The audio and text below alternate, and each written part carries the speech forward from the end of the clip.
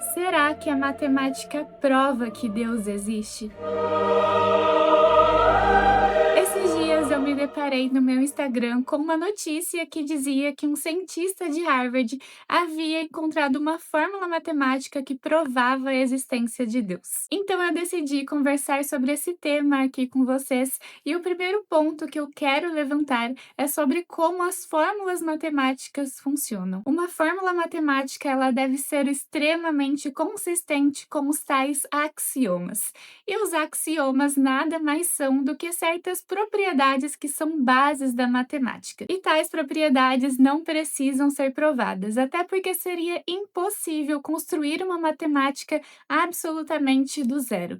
Então, um famoso axioma, por exemplo, é A igual a A. Isso não precisa ser demonstrado, e uma imensa matemática se sustenta com base nesse axioma. Outro axioma muito famoso é o que diz que entre dois pontos existem uma única reta. Além dos axiomas, a matemática precisa estar a serviço da natureza e não o contrário.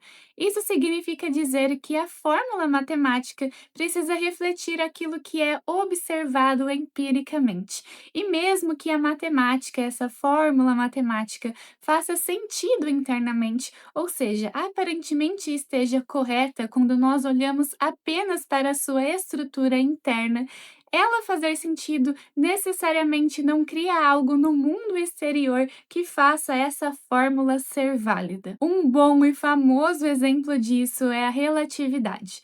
Na relatividade, nós temos inúmeras equações e muitas dessas equações possuem infinitas soluções. Só que essas soluções muitas das vezes não fazem sentido no mundo físico.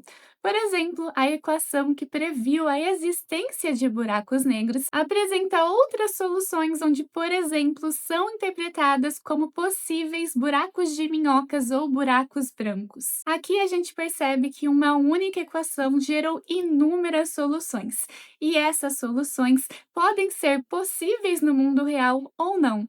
No caso dos buracos negros, essa solução acabou sim sendo comprovada, apesar de Einstein no início ter duvidado, e só depois de alguns anos, junto com a ajuda de Oppenheimer e Chandrasekhar, ele foi acreditar na existência do buraco negro. É curioso a gente refletir que mesmo o próprio cientista que deu origem àquela solução matemática não acreditava que tal interpretação dessa solução fosse ser possível.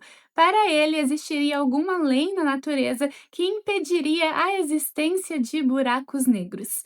E dessa equação também se originaram outras soluções que prevêem essas existências que eu falei para vocês dos buracos brancos e buracos de minhocas. Porém, essas soluções precisam da existência do que é chamado matéria exótica.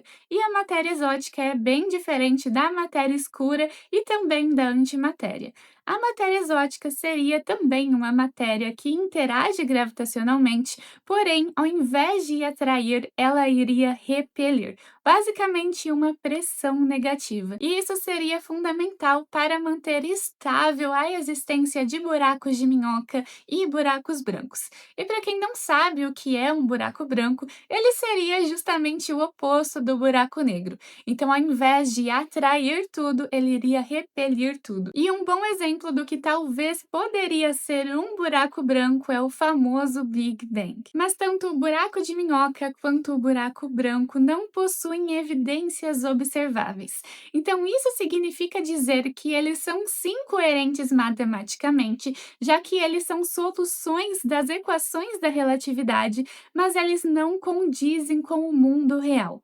Nós ainda não encontramos correspondentes no mundo físico que satisfaçam as constantes e as demais coisas descritas dentro da solução que prevêem a existência deles. E é justamente isso que precisamos entender quando nos deparamos com um cientista que cria uma fórmula matemática que prova a existência de Deus. Essa fórmula pode ser sim coerente quando nós olhamos apenas para a matemática, Mas uma fórmula matemática significa muito mais do que isso. Uma fórmula matemática precisa descrever com precisão aquilo que acontece hoje, ser capaz de fazer previsões sobre o futuro e também descrever o passado. A matemática é sim a linguagem que descreve a realidade do universo, mas não é porque algo está descrito em linguagem matemática que isso necessariamente descreve o nosso universo. Então, nós precisamos ficar muito atentos e ganhar autonomia científica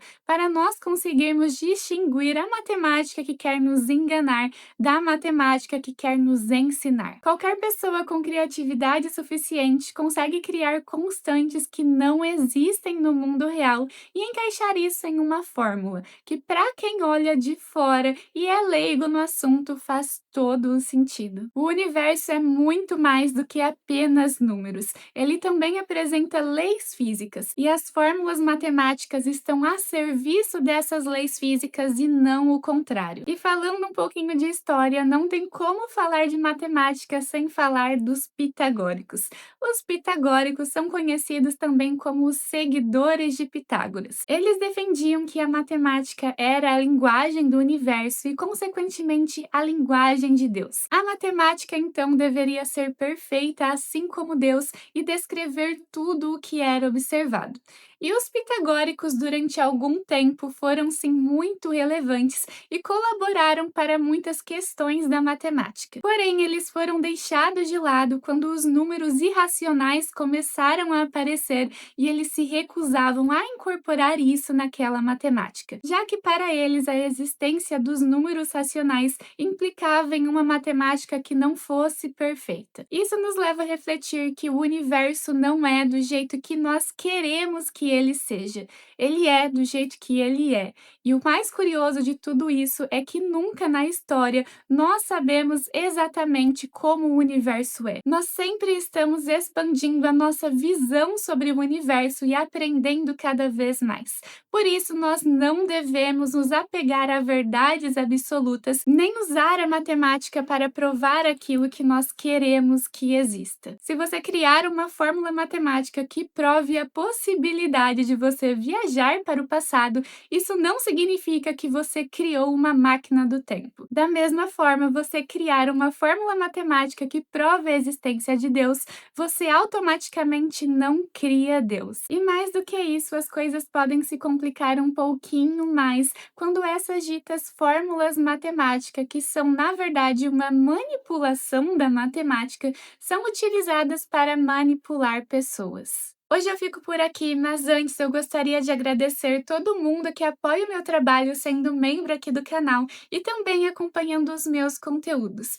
Gostaria de lembrar os membros galácticos de entrarem na comunidade do YouTube para acessarem o nosso grupo no WhatsApp. E nesse grupo eu envio mensagens diárias com dicas de leituras, comentários de notícias e, claro, algumas reflexões sobre teorias físicas para estudarmos o universo e estarmos ainda mais próximos.